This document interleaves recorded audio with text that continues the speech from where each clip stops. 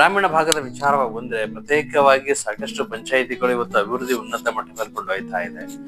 ಅದಕ್ಕೆ ಉನ್ನತ ಮಟ್ಟದಲ್ಲಿ ಹೋಗ್ತಾ ಇದೆ ಅಂತಂದ್ರೆ ಪಿ ಡಿ ಅವರ ಸಹಕಾರ ಮತ್ತೆ ಜನರ ಜೊತೆಗೆ ಒಡನಾಟ ಹೇಗಿದೆ ಅಂತ ಅನ್ನೋದು ಕೂಡ ಒಂದ್ ಕಡೆ ಗೋಚರಿಸುತ್ತೆ. ಅದ ಒಂದ್ ನಿಟ್ಟಿನಲ್ಲಿ ಬಂದ್ರೆ ಇವತ್ತು ಪ್ರಥಮವಾಗಿ ಶಿಕ್ಷಣಕ್ಕೆ ಮೊದಲು ಆದ್ಯತೆ ಕೊಡ್ತಕ್ಕಂಥ ಪಂಚಾಯಿತಿಗಳು ಬೆಸ್ಟ್ ಪಂಚಾಯಿತಿ ಅಂತಕ್ಕಂಥದ್ದನ್ನ ಕೆಲ್ಸ್ಕೊಳ್ತಾ ಇದೆ. ಶಿಕ್ಷಣಕ್ಕೆ ಆದ್ಯತೆ ಕೊಟ್ಟಂತದ್ದು ಇವತ್ತು ಯಾವುದೇ ಯೋಜನೆಗಳಾಗಿರ್ಬೋದು, ಪಂಚಾಯಿತಿಯೊಂದಿಗೆ ಆಗಿರ್ಬೋದು, ಸರ್ಕಾರಕ್ಕೆ ನಾವ್ ಯಾವ ರೀತಿ ಇರಬೇಕು ಅಂತ ಅನ್ನೋದು ಮಟ್ಟದಲ್ಲೂ ಕೂಡ ಏನಂದ್ರೆ ಇವತ್ತು ಗ್ರಾಮೀಣ ಭಾಗದ ಜನರು ಇವತ್ತು ಅರಿವಿನ ಪಡ್ಕೊಳಕಾಗಿರ್ಬೋದು, ಸಾಕಷ್ಟು ವಿಚಾರಗಳನ್ನ ತಿಳ್ಕೊಳ್ಳೋದಕ್ಕೆ ಇವತ್ತೇನಂತಂದ್ರೆ ಗ್ರಂಥಾಲಯದ ಕಡೆ ಇವತ್ತು ಧಾವಿಸ್ತಕ್ಕಂಥ ಒಂದು ಇದಕ್ಕೆ ಉನ್ನತ ಶಿಕ್ಷಣ ಪಡ್ಕೊಂಡು ಇವತ್ತು ಉನ್ನತ ಹುದ್ದೆ ಕೂಡ ಸೇರ್ಕೊಳ್ತಕ್ಕಂಥದಕ್ಕೆ ಗ್ರಂಥಾಲಯ ಸಹಕಾರಿ ಆಗ್ತದೆ.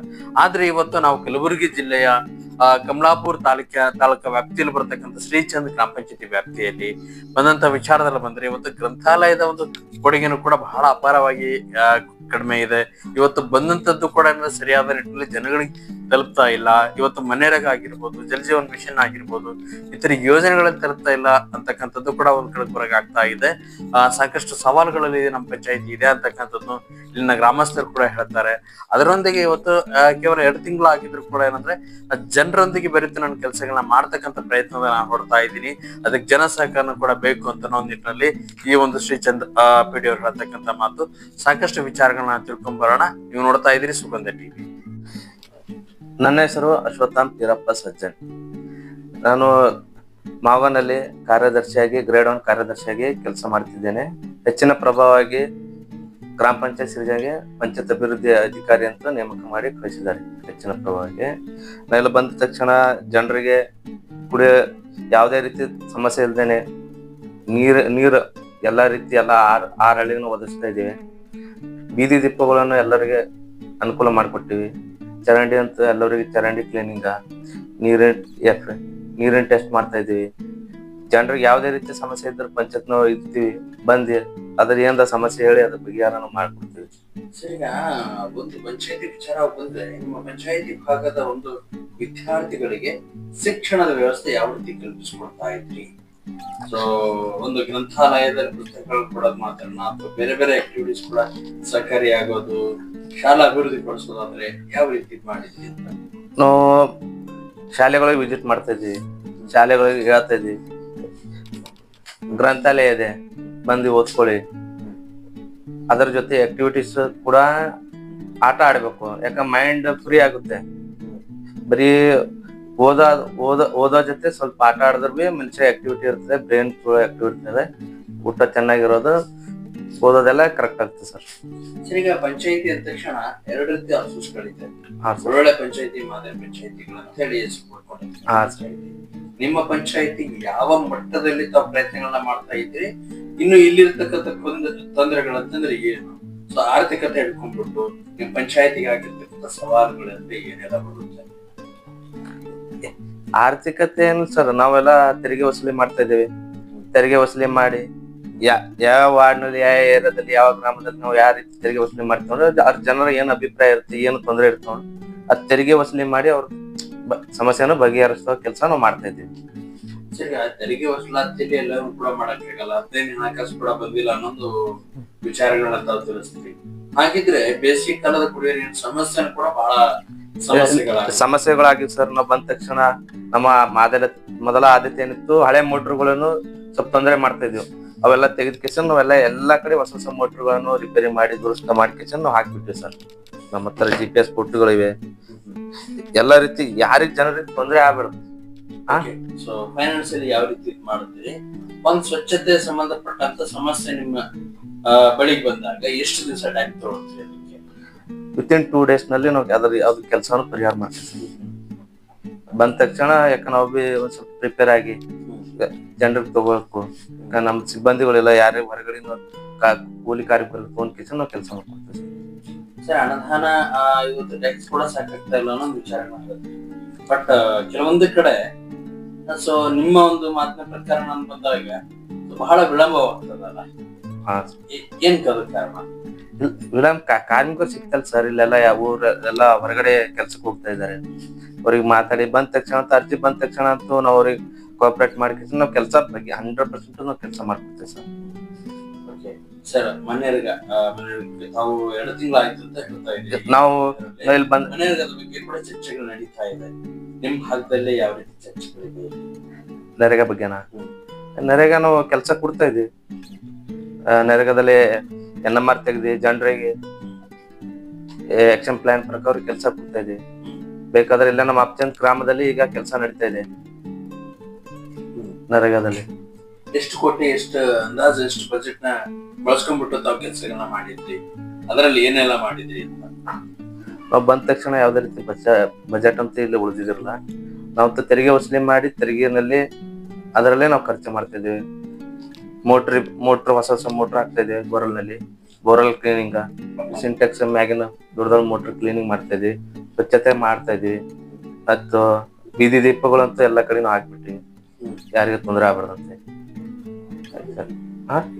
ಅದೇ ಚರಂಡಿ ಕ್ಲೀನ್. ನಿಮ್ಮ ಈಗ 2 ತಿಂಗಳಾಯ್ತು. ಮುಂದಿನ ದಿನಗಳಲ್ಲಿ ನೀವು ನಿಮ್ಮ ಪ್ರಕಾರ ವಹಿಸ್ಕೊಂಡ್ಬಿಟ್ಟು ಏನ್ ಡೆವಲಪ್ಮೆಂಟ್ ಮಾಡಬೇಕು, ಯಾವ ರೀತಿ ಮಾದರಿ ತಕೊಂಡು ಹೋಗ್ಬೇಕು ಅನ್ನೋ ಪ್ರಯತ್ನ ಉತ್ತಮದಿಂದ ಅಧಿಕಾರ ನಡೆಸ್ಕೊಂಡ್ವಿ. ಎಲ್ಲರೂ ಜನರಿಗೆ ಯಾವುದೇ ರೀತಿ ತೊಂದರೆ ಆಗದಂತೆ ಎಲ್ಲ ಅವ್ರ ಸಮಸ್ಯೆಗಳ ಪರಿಹಾರ ಇರ್ಬೇಕು. ಎಲ್ಲರೂ ಒಳ್ಳೆ ರೀತಿಯಲ್ಲಿ ಇರ್ಬೇಕು ಅನ್ನೋದು. ಪ್ರತ್ಯೇಕವಾಗಿ ಬಂದ್ರೆ ನೋಡೋಕೆ ಕುತ್ಕೊಳ್ಳೋಕೆ ಕೂಡ ಪಂಚಾಯತಿ ಕಟ್ಟಡದ ಒಂದು ವ್ಯವಸ್ಥೆ ಬಹಳ ಅವ್ಯವಸ್ಥೆ ಆಗಿರೋದ್ರಿಂದ ನಿಮ್ಗೆ ಏನ್ ಅನ್ಸುತ್ತೆ ಈ ಒಂದು ಪಂಚಾಯತಿ ವಿಚಾರವಾಗಿ ಬಂದ್ರೆ? ನಮ್ಮ ಹೇಳಿಕೆ ಏನ್ ಕೊಡ್ತೀರಿ ಇದಕ್ಕೆ? ಏನಿಲ್ಲ ಸರ, ಈಗ ನೋಡ್ರಿ, ಗ್ರಾಮೀಣ ಅಭಿವೃದ್ಧಿ ಆಗ್ಬೇಕಪ್ಪ ಅಂತಂದ್ರ ಸರ್ಕಾರಲಿಂತ ಬರಂತ ಅನುದಾನ ಪ್ರತಿ ವರ್ಷ ಅದು ಬರ್ಲೇಬೇಕು. ಈಗ 1 ವರ್ಷ ಇತ್ತು, ಯಾವುದೇ ರೀತಿಯ ಅನುದಾನ ಬಂದಿಲ್ಲ ಸರ್. ಬಂದಿಲ್ಲಪ್ಪ ಅಂತಂತಂದ್ರ ಈಗ ಅಭಿವೃದ್ಧಿ ಮಾಡಂದ್ರೆ ಹೆಂಗ್ ಮಾಡ್ಬೇಕು? ಒಂದ್ ವಿಷಯ ಆಯ್ತು, ಅದೊಂದ್ ಐತ್ರಿ. ಈಗ ಸರ್ಕಾರಲಿಂತ ಬಂದಂತ ಒಂದು ಗ್ರಂಥಾಲಯ ಐತಿ ಸರ್. ಅದು ಈಗ ಸರ್ಕಾರಿ ಪ್ರಾಥಮಿಕ ಶಾಲೆ ಶ್ರೀಚಂದಲ್ಲಿ ಇಲ್ಲೇ ಜಾಗ ತೋರಿಸಿದ್ರಿ. ಅವ್ರು ಬಿ ನೆಗ್ಲೆಕ್ಟ್ ಮಾಡಿ ಇನ್ನೂ ತನ ಯಾವುದೇ ಕೆಲಸ ಮಾಡಿಲ್ಲ ಸರ್. ಅವ್ರು ಬಂದು ಅದೇನು BO ಆಫೀಸ್ದವ್ರು ಏನು ಪರ್ಮಿಷನ್ ಕೊಡಲಾಗ್ಯಾರ ಅಂತ ಅವ್ರು. ನಾವು ಅಂತೇಳಿ ಸರ್ಕಾರಿ ಜಾಗ ಇಲ್ಲಪ್ಪ ಎಲ್ಲಿ ಬಿ ಅಂತಂದ್ರೆ ಇಲ್ಲಿ ಮಾಡ್ರಿ, ಸರ್ಕಾರಿ ಜಾಗನೇ ಇದ್ದಿದ್ದು ಇದ್ದಾಗ ಮಾಡ್ರಪ್ಪ ಅಂತಂದ್ರೆ ಯಾರು ರೀತಿ ಅವ್ರು ಬರೋದಿಲ್ಲ, ಇಲ್ಲಿ ಮಾಡೋದಿಲ್ಲ, ನೋಡೋದಿಲ್ಲ ಅಂತಂದ್ರೆ. ಈಗ ಮಕ್ಕಳು ನೀವು ಅಂತಂದ್ರೆ ಒಂದ್ ಎಜುಕೇಶನ್, ಈಗ ಗ್ರಂಥಾಲಯ ಅಲ್ಲಿ ಒಂದ್ ರೂಮ್ ಅಷ್ಟೇ ಇದೆ ಸರ್. ಈಗ ಯಾವ್ದು ಬಿ ಈಗ ಎಜುಕೇಶನ್ ಈಗ ಇದು ಗ್ರಂಥಾಲಯ ಈಗ ಹೆಂಗ್ ಬಂದದಪ್ಪ ಅಂದ್ರೆ ಹೈಟೆಕ್ನಾಗ ಬಂದ ಸರ್. ಹೈಟೆಕ್ನಾಗ ಬಂದಪ್ಪ ಅಂದ್ರೆ ಅದ್ರಲಿಂತ ಮಕ್ಕಳ ದರ ಎಜುಕೇಶನ್ ದರ ಇದು ಹೈ ಆಗ್ತದ ಅಂಬ ಮಾತ್ರ. ಈಗ ಬಂದ್ಬಿಟ್ಟು ಈಗ 2 ವರ್ಷ ಆಯ್ತು, ಯಾವ್ದೇ ರೀತಿ ಕೆಲಸ ಇಲ್ಲ, ಏನಿಲ್ಲಪ್ಪ ಅಂತಂದ್ರ ಮಕ್ಕಳು ಎಜುಕೇಶನ್ ದರ ಇದು ಆಗ್ತದ ಸರ್, ಕಡಿಮೆ ಇದು ಆತ ಅಂತ ಮತ್ತೆ. ಸರ್, ಇದು ಕೂಡ ಒಂದು ಒಳ್ಳೆ ವಿಚಾರ. ನೀವು ಗ್ರಂಥಾಲಯದ ಬಗ್ಗೆ ಮಾತಾಡ್ತಾ ಇದ್ರಿ. ಬೇರೆ ಬೇರೆ ಸೌಕರ್ಯಗಳನ್ನ ಕೂಡ ಬೇಕು. ಸೊ ನಿಮ್ಮ ಜಿಲ್ಲೆಯವರು ಕೂಡ ಉಸ್ತುವಾರಿ ಸಚಿವ ಪಂಚಾಯತ್ ರಾಜ್ ಇಲಾಖೆ ಸಚಿವರು ಕೂಡ ಅವರಾಗಿದ್ದು ಪಂಚಾಯತಿ ಮಟ್ಟದ ಒಂದು ವಿಚಾರದಲ್ಲಿ ಬಂದ್ರೆ ಯಾವ ರೀತಿ ಸಮಸ್ಯೆಗಳಿಗೆ ಅವ್ರು ಸ್ಪಂದಿಸಬೇಕಾಗಿತ್ತು, ಏನ್ ಮಾಡ್ತಾ ಇದ್ದೀರಾ, ಅವ್ರ ಬಗ್ಗೆ ತಾವೇನು ಅಭಿಪ್ರಾಯ ಕೊಡ್ತೀವಿ? ಸರ, ಅವರಿಗೆ ನಾವು ಹೇಳೋದೇನದಪ್ಪ ಅಂತಂದ್ರೆ ಏನಿದ ಬರಂತ ಬಜೆಟ್ಗಳು ಬಿಟ್ರ ಬೆಟ್ರ ಅಭಿವೃದ್ಧಿ ಆಗ ಕೆಲ್ಸಗಳು ಆಗ್ತಾವ್ರಿ. ಮತ್ತ ಇನ್ನೊಂದ್ ಸರ ಈಗ ಯಾವ್ದಪ್ಪ ಅಂತಂದ್ರ ಜಲ ಜೀವನ್ ಮಿಷನ್ ಈಗ ಅಭಿವೃದ್ಧಿ ಆಗತ್ತಪ್ಪ ಅಂತಂದ್ರ ಸರ್, ಜಲ ಜೀವನ್ ಮಿಷನ್ 4 ವರ್ಷ ಆಯ್ತು ಸರ. ಕೆಲ್ಸ ಸ್ಟಾರ್ಟ್ ಬಿಟ್ಟು ಅರ್ಧ ಮುರ್ಧ ಮಾಡ್ಬಿಟ್ಟು ಹೋಗ್ಬಿಟ್ಟು ಅಲ್ಲಿ ಏನ್ ಜನರಿಗೆ ನೀರಿನ ಸಮಸ್ಯೆ ಆಗ್ತದ ಇಲ್ಲ ಅಂತಿಲ್ಲ, ಸಮಸ್ಯೆ ಆಲತ್ತ ಇಲ್ಲ ಅಂತಿಲ್ಲ. ಈಗ 4 ವರ್ಷ ಇರ್ಲಿ ಅಂತದ ಕೆಲ್ಸ ಅರ್ಧ ಮಾಡ್ಬಿಟ್ರ ಅದು ಪೂರ್ಣಗೊಳಿಸಿದ್ರ ಎಲ್ಲರಿಗೆ ಮನಿ ನೀರ್ ಹೋಗ್ತದ. ಮಾತು ಹೇಳ್ತೀನಿ ನಾನು. ಈಗ ಅದು ಕೆಲಸ ಕಂಪ್ಲೀಟ್ ಆಗಿಲ್ಲ. ನಾ ಏನಂತಂದ್ರೆ ಸರ್, RWS ಆಫೀಸ್ ಬಿ ಹೋಗಿದ್ ಸರ್, ಅವ್ರಿಗೆ ಬಿ ಬಾಯಿಲಿ ಹೇಳಿದ್ರೆ ಸರ್ ನಾನು, ಅವ್ರು ಯಾವ್ದೇ ರೀತಿಯ ರೆಸ್ಪಾನ್ಸ್ ಮಾಡ್ಲಿಲ್ಲ. ಅವ್ರು ಆಯ್ತಪ್ಪ ಮಾಡ್ಸಮಿ, ನಾ ಹೇಳ್ತೀನಿ ನಂಬ ಒಂದೇ ಮಾತು, ಆದ್ರ ಅಭಿವೃದ್ಧಿ ಆಗಿಲ್ಲ ಅದು ಸರ್. ಅದು ಕೆಲಸ ಆಯ್ತಪ್ಪ ಅಂತಂದ್ರೆ ಜನರಿಗೆ ಎಲ್ಲರಿಗೆ ಮನೆ ನೀರು ಹೋಗ್ತು ಅಂತ ನಂಬದು ಒಂದು ಉದ್ದೇಶ. ಮತ್ತೆ ಸರ್, ಈಗ ಈ ಒಂದು ವಿಚಾರದಂತ ಮಾತಾಡ್ತಾ ಇದ್ರಿ, ಒಂದು ಅಭಿವೃದ್ಧಿ ಆಗ್ಬೇಕಾದ್ರೆ ಜನ ಸಹಕಾರ ಕೂಡ ಬಹಳ ಅಗತ್ಯವಾಗ್ಬೇಕು. ಯಾಕಂದ್ರೆ ಪಾವತಿ ಇದರಲ್ಲಾಗಿರ್ಬೋದು, ಅಭಿವೃದ್ಧಿ ಕಾರ್ಯಗಳಿಗೆ ಸಜೆಷನ್ ಮತ್ತೆ ನಿಮ್ಮ ಸಲಹೆಗಳೊಂದಿಗೆ ಕೂಡ ಬೆಳವಣಿಗೆ ಆಗ್ತಕ್ಕಂಥ ಒಂದು ಇದರಲ್ಲಿ ಇವತ್ತು ಪಂಚಾಯತಿಗೆ ಆರೋಪಗಳನ್ನೇ ಮಾಡ್ತಕ್ಕಂಥದ್ದು ಸಾಕಷ್ಟು ಇರುತ್ತೆ. ಈ ಒಂದು ವಿಚಾರದಲ್ಲಿ ಬಂದ್ರೆ ಸಾರ್ವಜನಿಕರಾಗಿ ತಾವು ಪಂಚಾಯತಿ ಮಟ್ಟದ ಅಭಿವೃದ್ಧಿಗೆ ಯಾವ ರೀತಿ ಸಹಕರಿಸ್ತಾ ಇದ್ದಾರೆ? ಇನ್ನೊಂದ್ಸರ ಎಲ್ಲರೂ ಸರ ಕಂಪ್ಲೇಂಟ್ ಕೊಡೋರು ಭಾಳ ಮಂದಿ ಇರ್ತಾರ ಸರ್. ಒಂದ್ 80% ಜನರು ಹೆಂಗಿರ್ತಾರ ಸೈಲೆಂಟ್ ಆಗಿದ್ದಿರ್ತಾರ ಸರ್. ಒಂದ್ 20% ಮಂದಿ ಏನಂತಾರ ಅಭಿವೃದ್ಧಿ ಆಗ ಕೆಲ್ಸಗಳಿಗೆ ಕಂಪ್ಲೇಂಟ್ ಕೊಟ್ರಪ್ಪ ಅಂದ್ರ ಅಲ್ಲೇ ಒಂದ್ ಹೋಲ್ಡ್ ಆಗ್ತದೆ. ಅವ್ರು ಈಗ ಯಾವ್ದ್ರ ಕೆಲ್ಸ ಈಗ ಮಾಡಿದ್ರಪ್ಪ ಅಂದ್ರೆ ಕಂಪ್ಲೇಂಟ್ ಕೊಟ್ಟಾಗ ಅದ್ ಕೆಲ್ಸಗಳು ಮುಂದ್ ಓಡ್ತಾವ ಸರ್. ಅದು ಹಾಗಾಗಿರ್ಲಿಂತ ಯಾವ್ದೇ ರೀತಿ ಕೆಲ್ಸ ಆಗಲ್ಲ ಸರ್. ಸಮಸ್ಯೆ ಆಗ್ತಾವ ಸರ್. ಅದಕ್ಕೆ ನಾವು ಬಿ ಅಂತೇವ್, ನೀವು ಬಂದ್ಬಿಟ್ಟು ಯಾವ್ದ್ರ ಒಂದ್ ಕೆಲಸ ತಂದಿ ಮಾಡ್ರಿ, ಭಾಳ ಬೆಟರ್ ಸರ್. ನಾವು ಯಾವ್ದ್ರ ಕೆಲಸ ತಂದ್ ಬಿಟ್ಟು ಮಾಡಿದ್ರೆ ನಮ್ದು ಈಗ ನಮ್ದು ಗ್ರಾಮ ಒಂದು ಗ್ರಾಮೀಣ ಅಂತಂದ್ಮೇಲೆ ಗ್ರಾಮ ಒಂದು ಅಭಿವೃದ್ಧಿ ಆಗ್ಬೇಕಪ್ಪ ಅಂತಂತಂದ್ರೆ ಎಲ್ಲರ ಜವಾಬ್ದಾರಿ ಅದಕ್ಕ. ಕೆಲವೊಂದ್ ಮನುಷ್ಯರು ಅಷ್ಟೇ ಜವಾಬ್ದಾರಿ ಇದ್ದಿರಲ್ಲ ಸರ್. ಓಕೆ, ನಮ್ಮ ಹೆಸರು? Sir Govind Biradar sir. Okay. ಹೌದು ಸರ್.